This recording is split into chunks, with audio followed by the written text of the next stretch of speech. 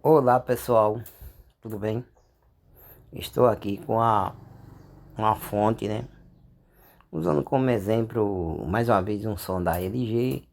Pode ser da Sony, pode ser da Panasonic, certo?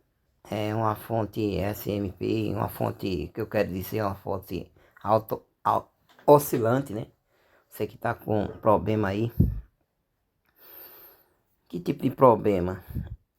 Eu vou dizer aqui no canal, tá pessoal? Que tipo de problema você vai resolver nessa sua fonte aí, às vezes você tá batendo a cabeça e tal, ok? Para resolver certos problemas.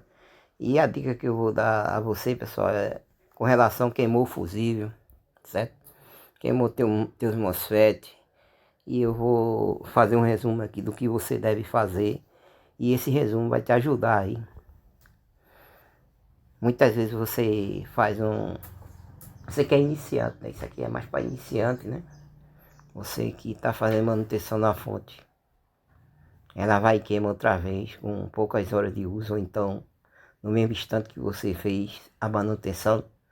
Você deve ficar atento a essa dica aqui que eu vou passar para você. Então inscreva-se no canal aí. Deixa teu joinha, deixa teu gostei, ok? Certo? Então pessoal, aqui ó, queimou o fusível. Tá aqui o fusível. Você vê a amperagem dele aqui é 12 amperes, né? 250 volts. Aconselhável que você não mude o valor. Você, vou mudar para menos, tal, que vai diminuir. Ele vai estourar mais rápido, que caso haja algum problema aí e tal. Aí não vai danificar os outros componentes, não faça isso, tá? Aconselhável que você bota um fuzil no mesmo valor aqui, ó. Bota um fuzil no mesmo valor e pronto, ok? E ponto final. Porque existem cálculos com relação à corrente, tudo que isso aí foi o fuzil ideal para esse circuito, ok? Aqui também, ó, queimou lá teus MOSFET, que eu vou daqui a pouco mais pra frente mostrar um pouco a respeito.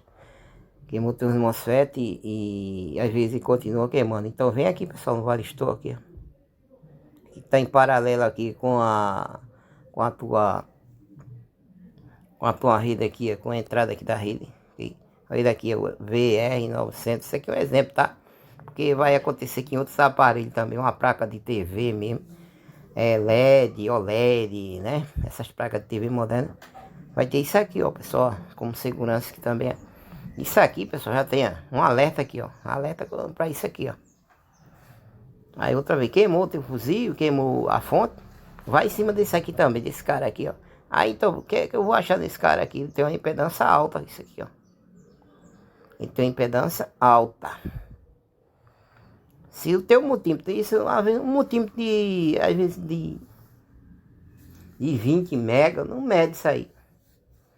Se ele estiver medindo, pessoal, um tipo 20 mega estiver medindo isso aqui, quando você tirar do circuito e ele medir, já sabe que ele está em curto. Já sabe que existe um... Isso aqui, ó, tá com a fuga, né? Tá com fuga, ok? Ok, então você troca, porque você mete na última escala sua, você bota lá na escala de 10. E esse camarada aqui, ele vai medir. Essa resistência aqui é bem alta, esse varistor, ó. A resistência dele é bem alta. Você troca esse cara aí, você esquece disso, que você vai outra vez queimar a fonte, que vai existir uma fuga, né? Para que tá em paralelo, isso é uma proteção, né? Então, aqui também a gente tem, né? Um NTC. Isso aqui é uma espécie de NTC. Aqui a resistência era até baixa. Tem que dizer aqui, nesse caso aqui, desse modelo, né? Que cada um tem seu modelo, tá? É bom você olhar no datasheet também, né? Tanto o varistor como os NTCzinho, né? Você olha também lá e vê como é que ele se comporta aqui, ó. Tá aqui, ó. Isso aqui, à medida que a corrente vai aumentando, vai aumentando também a sua resistência, né? Aumenta, dá um pico de uma vez e aumenta a resistência lá e protege também, né? A fonte, você dá uma olhada sempre nesses camaradas aqui, né? Para não haver problema. Ok? Aí, a princípio, né? Você acha que só o fuzil e tal, isso aqui, você passa tão inocente por aqui, às vezes não. Desculpa aí, pessoal. não houve problema nenhum. Mas, como eu já disse a você, um multímetro, às vezes, um multímetro, um teste teu aí que tu tem até só 20 MB, esse pretinho aí da Minipa, da Icari, não vai servir às vezes para medir isso aqui, porque isso aqui às vezes tem uma resistência de 50 MB, dependendo da peça aí, dependendo do fabricante. Aí você vai passar batido. Da mega pra frente é muita coisa. Aí você mete com o seu testinho, oxe, tá bem pouquinho. Ah, tem fuga não, você não conhece às vezes a peça, né? E tem uns formatos às vezes até parecido com capacitor, outra coisa. Ah, isso deve ser. Aí você vai e não troca, né? Aí não troca aí, né? Aí você quebra a cabeça depois que você vai ter problema com a fonte e vai terminar condenando a placa, né? Aí depois tem um capacitor aqui da fonte, pessoal, de 0,33 microfarad, 0,22 microfarad. É outro conceito também. Não bota aí o capacitor diferente, tá? Procura botar esse capacitorzinho aqui o mesmo, porque essa fonte ela depende de pulso. E com esses capacitor aqui, com esses valores aqui já projetados para ela, vai promover esses pulsos, né? Adequadamente. Para ela funcionar também adequadamente, né? Aí você bota um diferente aí, pode haver alguma diferença em algum ponto depois aí, na frequência, alguma coisa. Aí você vai ficar perdido aí, vai dizer, já troquei capacitor, já troquei não sei o que, isso e aquilo. E a fonte não teve resultado. Aí pode ser que você tenha pecado na numeração, né? Na numeração do capacitor. Tenha botado um de 1 micro por 400 aí que você vê se tem aí. E você deve ser bem específico aqui no começo dessa fonte. Porque o PFC ele depende disso aqui para funcionar adequadamente, né? Também você não vai fazer isso. Você pensa que isso é uma bobagem que eu estou dizendo, né? Mas isso não é. Isso é bem importante.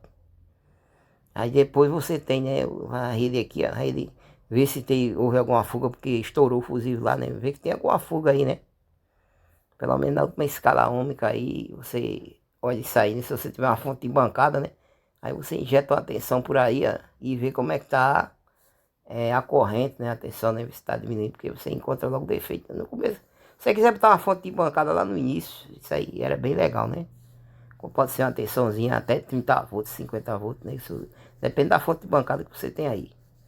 Você vai encontrar, não vai ter problema nenhum.